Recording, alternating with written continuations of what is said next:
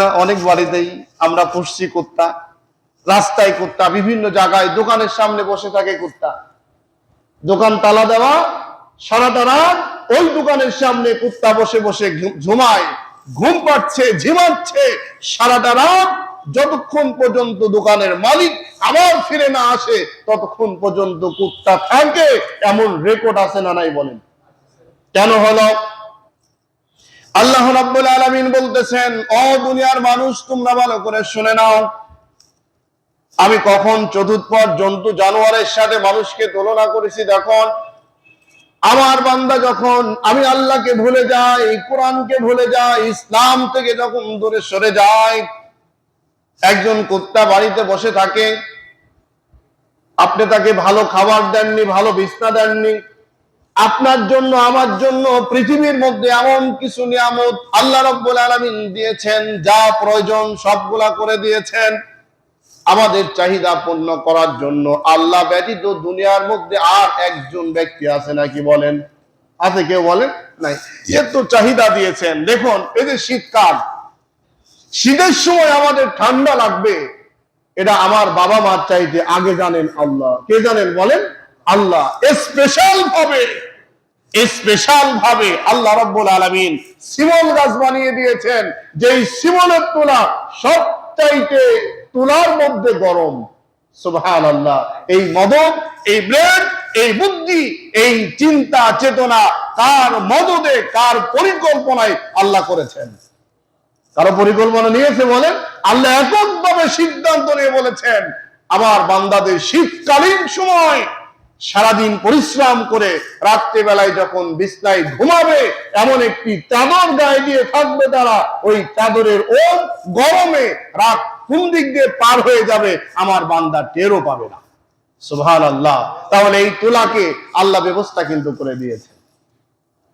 তাহলে আমাদের জন্য আল্লাহ যে চাহিদা দিয়েছেন, যতগুলা পরিকল্পনা দিয়েছেন, দুনিয়ার কোন মানুষ আমাকে আপনাকে নিয়ে এই পরিকল্পনা কোন সময় করতে পারে নাই। আল্লাহ রাব্বুল আলামিন বলেন, দেখুন তাহলে এই যে কুত্তা বাড়িতে আপনি রাখলেন, বাড়িতে পোষা শুরু করলেন, দোকানে রাখলেন, বিভিন্ন জায়গায় আপনি রাখলেন, কুত্তা আপনার একটি নাইট গার্ডের দায়িত্ব পালন করলো। কুত্তার একটা ভালো বিছনা দেওয়া হয় না, একটা ভালো খাবার দেওয়া হয় না, বাড়ির যত খাবার গোলা, মাছের কাঁটা, গোস্তের হাড় গোলা আপনি চুষতে চুষতে যখন দেখলেন আর কোনো কিছুই নাই, এখন এমন একটা জায়গা হয়ে গেল ফেলে না দিয়ে কোনো উপায় নাই, এমন জায়গায় ফেলে দিলেন ছাই মাটির মধ্যে।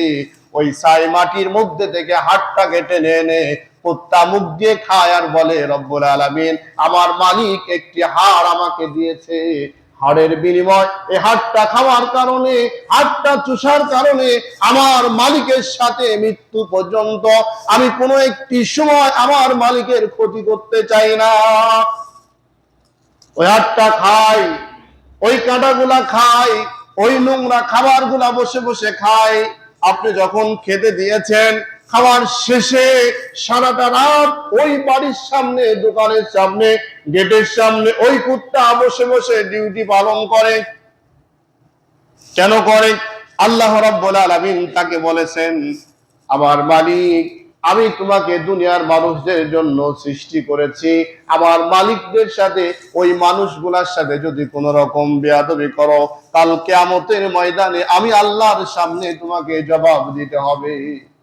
এই জবাব দেওয়া চিন্তা করে, জবাব দেওয়ার জন্য চিন্তা ভাবনা মাথার মধ্যে রেখে, একটা কুত্তা যদি সারাটা রাত একটা হাড় খেয়ে যদি পাহারা দিতে পারে, ময়লা জঙ্গল থেকে একটা মাছের কাঁটা নিয়ে এসে যদি পাহারা দিতে পারে, ভালো কোনো বিছনা নাই, ভালো কোনো ব্যবস্থা নাই, ভালো কোনো জায়গা কুত্তার জন্য করা হয় না, ওই মালিকের সাথে যদি কুত্তা বেঈমানি না করে, ও মানুষ আমি আপনি অসংখ্য নিয়ামতের মধ্যে দিয়ে আল্লাহ আমাদের ভরপুর করে দিয়েছেন। শরীরের পরিপূর্ণ সুস্থতার জন্য অসংখ্য নিয়ামত আল্লাহ দিয়েছেন। এত নিয়ামত খাওয়ার পরে, এত নিয়ামত গুলা ভক্ষণ করার পরে, গ্রহণ করার পরে আল্লাহ রাব্বুল আলামিনের সাথে আমি আপনি কি পরিমাণ বেঈমানি করি একটু চিন্তা করে দেখুন না কেন। ঠিক না বলেন? কি পরিমাণ বেঈমানি করি, এটা কুত্তা যেই কাজ না করে তার চাইতে বেশি পরিমাণ কাজ করি আমরা। এই জন্য আল্লাহ রাব্বুল আলামিন বলেন উলাইকা কাল আনআম, যখন একটি মানুষ আমি আল্লাহ শুকরিয়া কৃতজ্ঞ প্রশংসা থেকে দূরে সরে যায়, আমি রব্বুল আলামিন একটা কুত্তার চাইতেও নিকৃষ্ট নিচে নামিয়ে দিই আমি ওই বান্দাকে। দেখুন, আমার আপনার মতো মানুষ, এমন কিছু এলাকায় কিছু মানুষ জন্মগ্রহণ করে যে মানুষটার জন্য পুরা এলাকার মানুষ দোয়া করে, আল্লাহ লোকটাকে বাঁচায় রাখো, লোকটাকে হায়াত দাও, লোকটা এত ভালো কাজ করে। এরা আছে না নাই বলেন? আবার অপর দিকে এমন কিছু লোক আছে রাস্তা দিয়ে যখন হেঁটে যায় মানুষ মনে করে গজব যাচ্ছে, আল্লাহকে মৃত্যু দাও, এর থেকে বাঁচাও, এই গজবকে দুনিয়া থেকে বিদায় দিয়ে দাও। এমন আছে না নাই বলেন? মানুষ যখন মারা যায় চোখের পানি ফেলে দোয়া করে, আর কিছু মানুষ মৃত্যুর জন্য, তার গজবের জন্য রোজা করে নামাজ পড়ে আল্লাহর কাছে ফরিয়াদ করে বলে, রব্বুল আলামিন এই লোকটি পুরা জাতিকে শেষ করে ফেললো, একে বিদায় করে দাও। একই মানুষ আছে না নাই বলেন? এমন তাহলে কি হলো? আল্লাহ রব্বুল আলামিন বলতেছে, মানুষ যখন তুমি আমার হুকুমকে, আমার বিধানকে, আমার ইবাদত থেকে দূরে সরে যাবে, তখন আমি রব্বুল আলামিন কুত্তার চাইতেও নিকৃষ্ট বানিয়ে দিব। তখন মানুষ তোমাকে দেখলে শুধু দূর দূর করে সেই করে মানুষগুলো থুতু নিক্ষেপ করে তোমাকে তাড়িয়ে দিবে। তাহলে ওই জীবনটা ভালো না সত্যিকার এই এমন জীবন করিয়ে গঠন যেদিন তুমি দুনিয়া থেকে চলে যাবে কাঁদিবে ত্রিভুবন, এমন জীবনটাই ভালো বলেন? এমন জীবনটাই ভালো যে জীবনে আল্লাহ খুশি থাকে, রসুল খুশি থাকে, ওরা জাতি আপনার জন্য দোয়া করে। এই জীবন যদি করতে হয়, এই জীবন যদি ভালো বানাতে হয়, তাহলে আপনাকে আমাকে যেতে হবে কোরআনের কাছে। কোথায় যেতে হবে বলেন? কোরআনের কাছে যেতে হবে। আল্লাহ রাব্বুল আলামিন আরো বলেন, ওয়াল হাবদুল আসফি ওয়ার রাইহান ফাবিআইয়ি আলা'i রাব্বিকুমা তুকাযযিবান। আল্লাহ রাব্বুল আলামিন বলেন, ও গোলাম, এই দুনিয়ায় চলার জন্য যত শস্য দরকার, যত সবজি দরকার, খাবার দরকার, আমি রব্বুল আলামিন সমস্ত সবজি, খাবার, শস্যগুলা এই মাটির মধ্যে থেকে আমি তোমাদের বের করে দিই। কি পরিমাণ দিই দেখুন। আর এক জায়গায় আল্লাহ রাব্বুল আলামিন বলতেছে, বান্দারে আমি আল্লাহ শুকরিয়া আদায় করার জন্য, কৃতজ্ঞ প্রকাশ করার জন্য, আমার তাসবিহ তেলাওয়াত করার জন্য আমি কিছু তোমাদের জন্য শীতকালীন মৌসুমে ফসল দিয়েছি। ওর থেকে তাকিয়ে তাকিয়ে দেখে আমি আল্লাহর শুকরিয়া তুমি আদায় করো বান্দা। সেটা হলো কি? এই যে পাতাকপি, দেখুন তো পাতাকপির দিকে আপনি তাকান। এই পাতাকপিটা দেখুন একটা একটা করে, যে পাতাগুলা কত চমৎকার করে আল্লাহ রাব্বুল আলামিন টাইট করে শীতকালীন সময় সবজি, শরীরের উপকারিতার জন্য একটা সবজি দিল, ফসল দিল। এই পাতাগুলা সব খুলে দেওয়ার পরে আবার যদি আপনি লাগাতে চান, ওইভাবে কি লাগানো সম্ভব হবে বলেন? শেষ ফিনিশিং এর মধ্যে গিয়ে ছোট্ট যে গুটি থাকে, ওর মধ্যে গুটিটাও হলো আবার ওই রকম পাতা টাইট করে আল্লাহ রাব্বুল আলামিন দিয়েছেন। সুবহানাল্লাহ। তাহলে এই পাতাটি এই চমৎকার ভাবে আল্লাহ দিয়েছেন, এর পিছনে আল্লাহ যদি না দিতেন, দুনিয়ার কোন মানুষের যদি ইশারা থাকতো, ইঙ্গিত থাকতো, তাহলে কি এত চমৎকার হতো বলেন? হতো না। কেমন দেখুন, ইদানিং আপনারা জানেন মসজিদ, মাদ্রাসা অথবা বিভিন্ন প্রতিষ্ঠানের জন্য সরকারি বাজেট হলো বিল্ডিং। এই বিল্ডিং তৈরি করতে গিয়ে যেখানে সিমেন্ট দেওয়া দরকার, যেখানে রড দেওয়া দরকার, বালু দেওয়া দরকার, যেইভাবে সিস্টেম অনুযায়ী করা দরকার সেইভাবে না দিয়ে সেখান থেকে চুরি করে কোন রকম বিল্ডিং তৈরি করছে, এমন রেকর্ড আছে না নাই বলেন? লোহার বদলে, রডের বদলে বাঁশ দিছে, কুঞ্চি দিয়ে বাঁশ দিয়ে এরকম বিল্ডিং তৈরি করছে, এরও রেকর্ড আছে না নাই বলেন? আছে। তাই যদি হতো, আল্লাহ যদি এই সমস্ত জায়গায় বান্দার ক্ষমতার কাছে যদি ছেড়ে দিত, ঠিকাদারি দিত, কন্ট্রাক্ট দিত, তাহলে এর মধ্যে ভেজাল ঢুকিয়ে আমাদের শরীরটাকে বরবাদ করে ফেলতো কিনা বলেন? এই জন্য আল্লাহ রাব্বুল আলামিন আকর্ষণীয় ভাবে কিছু দিয়েছেন। এই আকর্ষণীয় জায়গাতে একমাত্র হাত আল্লাহ ছাড়া কাউকে আর দেন নাই। আল্লাহ রাব্বুল আলামিন এরপরে বলে, বান্দারে আমি যে শস্যগুলা দিলাম, এই শস্যগুলার মধ্যে তুমি তাকিয়ে দেখো। তাকানোর পরে এবার বলো, ফাবিআই আলাই রাব্বিকুমা তুকাযযিবান। বান্দা আমার পুরা পৃথিবী তুমি ঘুরো, ঘুরে ঘুরে এর ভুলগুলা কোথায়, কতটুকু ভুল আছে বান্দা খুঁজে খুঁজে দাও।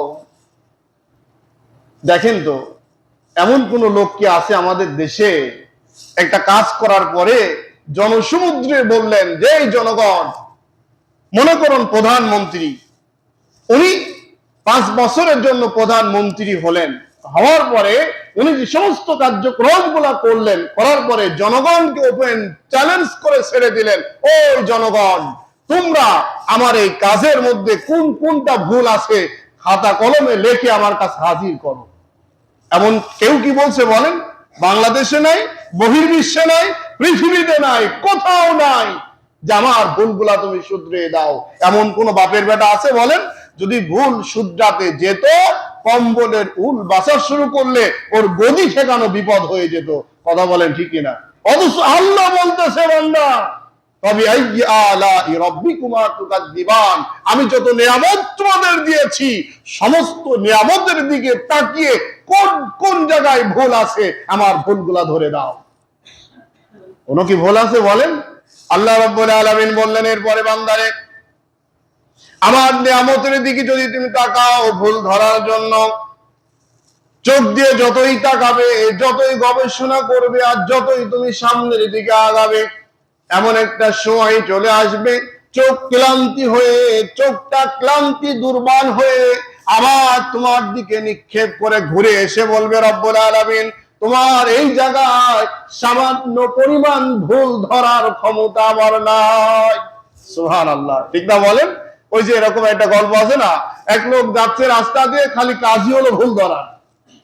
যাইতে যাইতে হঠাৎ করে ক্লান্ত, বট গাছের নিচে বসছে, বসার পরে ঘুম চলে আসছে, বট গাছের নিচে শুয়ে পড়ছে। রাস্তায় যাওয়ার সময় দেখলো যে তরমুজের গাছে এই লতারের মধ্যে এমন একটা তরমুজ দিয়েছেন, আল্লাহ এই কাজটা ঠিক করেন নাই। এই গাছ নিজেই সোজা হতে পারে না, অথচ তরমুজ এই গাছের মধ্যে দিয়েছেন, এই গাছের উপরে জুলুম করছেন, এটা ঠিক হয়নি। এমন করতে করতে বট গাছের নিচে বসে চিন্তা করলেন, এই বট গাছের এত বড় গাছ একটুকু একটা ফল দিলেন, এটা আল্লাহ ঠিক করেন। কাজই হলো ভুল ধরা। গাছের নিচে বসছে, ঘুমিয়ে পড়ছে, হঠাৎ করে বটের একটা ফল নাকের ডোগার উপরে পড়ছে, ঘুমটা ভেঙে গেল। এবার বলতেছেন, হায় আফসোস, আমি যে কল্পনা করতেছিলাম, চিন্তা করতেছিলাম, তরমুজ গাছের মতো যদি একটা এই গাছে তরমুজ ধরে থাকতো, আর ওইটা যদি আমার নাকের উপরে পড়তো, আমার তো আর সুস্থ এখানে থাকার সুযোগ হতো না। অথচ আল্লাহ রাব্বুল আলামিন যা দিয়েছেন, আল্লাহু আকবার, আল্লাহ সব ঠিক দিয়েছেন। তখন তার ভুলটা ভেঙে গেল।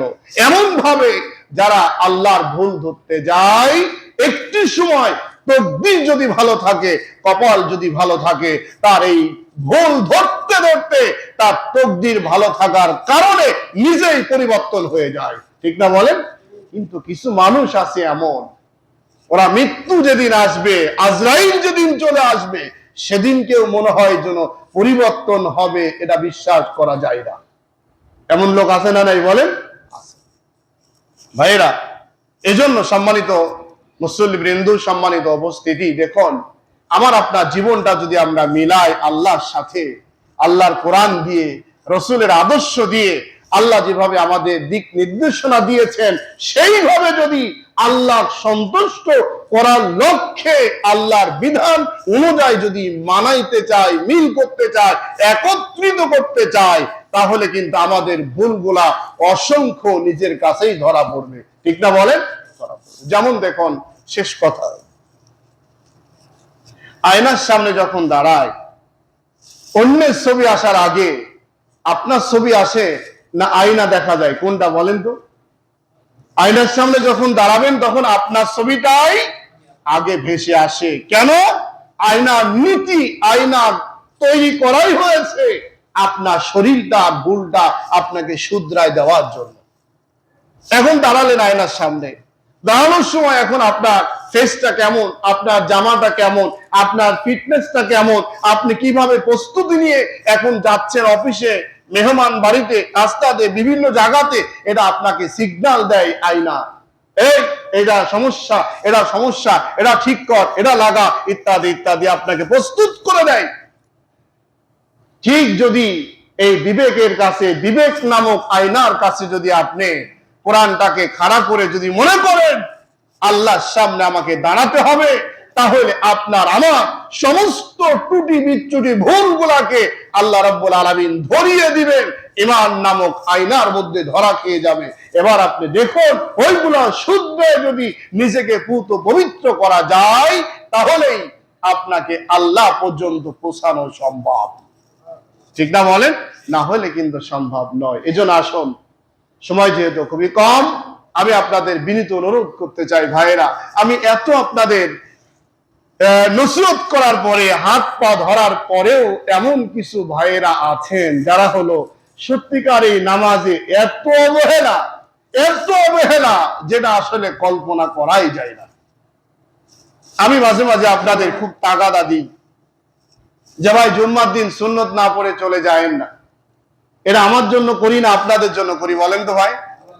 আচ্ছা, এই যে আপনি সুন্নত পড়লেই কি না পড়লেই কি, আপনি নামাজ পড়লেই কি না পড়লেই কি, এটা তো আমার দায়িত্ব না। কিন্তু দায়িত্ব হয়েছে কেন? আপনারও দায়িত্ব এটা, শুধু আমার না, আপনারও এটা দায়িত্ব। কেন?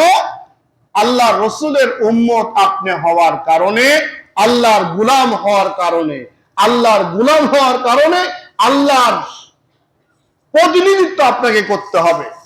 আর রসুলের উম্মত হওয়ার কারণে রসুলের রেখে যাওয়া কাজটাকে আঞ্জাম আপনাকে দিতে হবে। এই দুইটা সমন্বয় আমি আপনাকে তাগাদা দিই এই জন্য যে ভাই এটা করা খারাপ, এটা করা অন্যায়, আমার যদি এমন ভুল থাকে আপনার দায়িত্ব হলো এটা ঠিক করে দেওয়া। কিন্তু ভাই আমি এমন দেখি, আমি বললাম আপনি সুন্নত না পড়ে যাবেন না, এই নিয়ে আমার সমালোচনার কোন জায়গা দেখলেন? এই নিয়ে আবার তামাশা করার জন্য কোন জায়গা দেখলেন?